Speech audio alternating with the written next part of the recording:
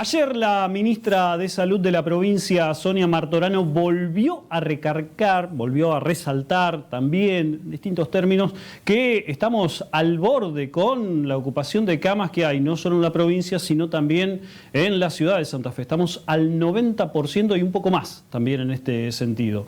Y en este marco vamos a hablar sobre la situación que se está dando legislativamente y desde el Ejecutivo, porque ustedes saben que el Ejecutivo Nacional envió al Congreso de la Nación para que los senadores analicen el proyecto que tiene que ver con la emergencia del COVID y específicamente este proyecto que de alguna forma para los medios de comunicación da superpoderes, pero desde el punto de vista legislativo y formal lo que hace es ampliar facultades no solo para el Ejecutivo Nacional, sino también en el Ejecutivo de los Ejecutivos de las provincias y en la Jefatura de Gobierno de la Ciudad de Buenos Aires. Ha generado un montón de controversia, ha generado un montón de polémica en este sentido y desde la Comisión de Asuntos Constitucionales en el Senado, que preside la santafesina María de los Ángeles Agnún, lo que se hizo fue llamar especialistas. En un primer momento se llamó a Carla Bisotti y también a la secretaria legal y técnica de la presidencia durante la mañana, pero horas más tarde también estuvieron abogados constitucionalistas explicando qué es lo que trae este proyecto a la mesa de debate. Uno de los que estuvo justamente explicándoles a los legisladores argentinos qué es o qué trata y cuál es su postura sobre el proyecto es el abogado santafesino Mariano Bar, a quien ya estamos saludando. Mariano, ¿cómo va? Buenas tardes. ¿Qué tal? Buenas tardes, Sergio. ¿Cómo andan todos por ahí? Bien, muy bien. ¿Qué se le explicó a los senadores? Bien, fue un plenario de comisiones de asuntos constitucionales y de la Comisión de Salud,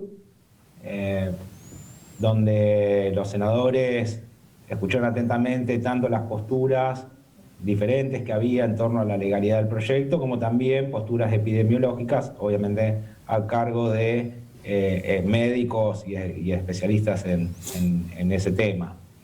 Puntualmente, en lo que mi intervención ha sido, yo puse de resalto algunas virtudes que para mí tiene el proyecto, y explicando un poco de qué se trata esto de la delegación legislativa, que algunos sostienen, creo yo, sin fundamento jurídico serio, que se trata de una ley de superpoderes, que se trata de una delegación extensiva, amplia. Justamente mi criterio es que se trata de todo lo contrario, que se trata de una ley que establece parámetros objetivos y que tiene una aplicación automática en cada uno de las situaciones epidemiológicas que se puedan presentar, y la delegación legislativa es ínfima, es decir, que lo que queda librado a criterio del Poder Ejecutivo Nacional va a ser prácticamente inexistente luego de la sanción de esta ley. Y sí, por el contrario, le da muchas más facultades a los gobiernos locales, fortaleciendo el federalismo, y también incluso menciona a los municipios, que son aquellas jurisdicciones que mejor conocen sus propios territorios y por lo tanto tienen que tener siempre voz a la hora de decidir las medidas que se tienen que aplicar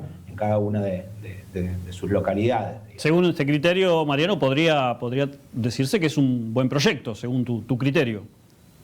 Yo creo que sí, y principalmente por la siguiente cuestión. Desde que comenzó la pandemia, muchos desde la academia reclamábamos o levantamos la voz, entendiendo de que atravesar esta situación de excepcionalidad requiere de consensos amplios y de un debate democrático mucho más amplio que la decisión unipersonal del presidente, obviamente que es un cargo unipersonal, a través de los decretos de necesidad y urgencia. El presidente tomó nota de ello, para algunos habrá sido tarde, para otros en tiempo oportuno, es un análisis que escapa a lo jurídico, pero creo que la principal virtud del proyecto es haberse sometido al diálogo institucional, comenzando por el Senado, incluso, que es la representación de todas las provincias por igual, y creo que eso le da al proyecto y a las medidas que se adoptan en el proyecto una legitimidad de origen, digamos, una legitimidad normativa, que no significa que los DNU sean ilegítimos cuando se cumplen los requisitos para su dictado, pero sí que en términos democráticos es mucho mejor, tanto institucionalmente como para el cumplimiento mismo de las medidas y su efectivización, que es que se dé en el espacio de deliberación por excelencia, donde están representadas todas las voces, no solamente políticas, sino territoriales, que es el Congreso de la Nación. Yo creo que ese es el principal pro que tiene el proyecto. Luego comienzan los discursos que tienen que ver con esto de que si hay delegación, no hay delegación, qué tan amplia es, muy contaminado también por las posiciones políticas, y no digo que eso esté mal, al contrario, digo que esté es bien. Inevitable, es inevitable. Bien, pero bueno, en mi análisis creo que no se trata de un proyecto tanto de delegación. Creo que incluso el artículo 4 de delegación podría obviarse totalmente y no cambiaría en esencia prácticamente nada del proyecto. Y me parece que es sano que se discuta en el Congreso, y es sano que los argentinos tengamos una herramienta legislativa para gestionar la emergencia con criterios, entiendo criterios científicos, no es mi campo de experiencia, y con criterios objetivos y parámetros que se fijan, y que de antemano nosotros ya sabemos que si nuestra curva de contagio y nuestra ocupación de camas llega a determinados niveles, vamos a estar sometidos a determinadas medidas, que si las bajamos, esas restricciones van a ser mucho menores.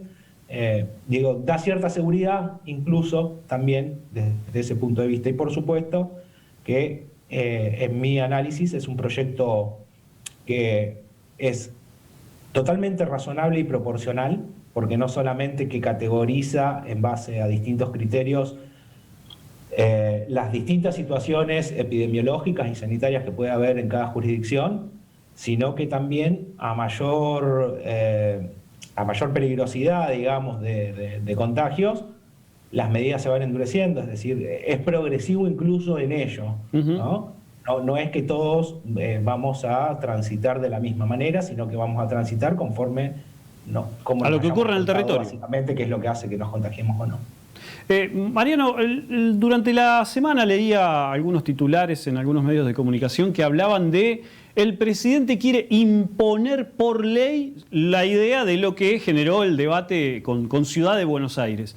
Es hasta contradictorio lo que se decía en este sentido de imponer por ley. Es casi imposible, digamos, es una contradicción. Sí, a ver, lo que ocurre con este proyecto es que se lo está analizando y se lo está leyendo en demasía, creo yo, con el prisma de lo que fue el fallo de la Corte Suprema la semana pasada o la anterior, no recuerdo ya, sobre presencialidad escolar. Yo creo que eso es algo mejorable del proyecto, quizás no tanto porque acá, digamos, pareciera que en el debate público hay situaciones extremas. O siempre es de una manera o siempre va a ser de otra. Entonces, yo creo que en realidad podría mejorarse el proyecto en el sentido de, por ejemplo, poner que la presencialidad escolar sea el principio y para los casos de alto riesgo sanitario, por ejemplo, o para las zonas de alarma sanitaria específicamente está contemplado, que el principio sea la presencialidad escolar y que luego, en base a ese principio, podamos tomar decisiones que vayan en otro sentido a través de este modo de interactuar de la relación federal entre nación y provincias, y en su caso incluso también con los mismos municipios, que fue un poco lo que hizo Santa Fe. Santa Fe cuando salió el último decreto, quizás sin tirar fuegos artificiales, hizo un ejercicio de su autonomía, sin necesidad de ir a la Corte, sino por carriles institucionales de la política, digamos, diciendo, bueno, mire, nosotros creemos que en el departamento de Rosario existe una situación epidemiológica que objetivamente tiene determinados números. Nosotros creemos que en el plazo de una semana podemos bajar un indicador como es el de ocupación de camas. Tengamos en cuenta también que en Rosario viene a atenderse gente de otros lugares, de las afueras, de otras ciudades, exacto, de otras provincias, incluso Entre Ríos viene mucha gente a Rosario también y ocupa camas, digo. Tengamos en cuenta estas particularidades, y esto es lo que hace a la esencia de la cultura federal, ¿no? Que se tengan en cuenta las particularidades de cada cosa.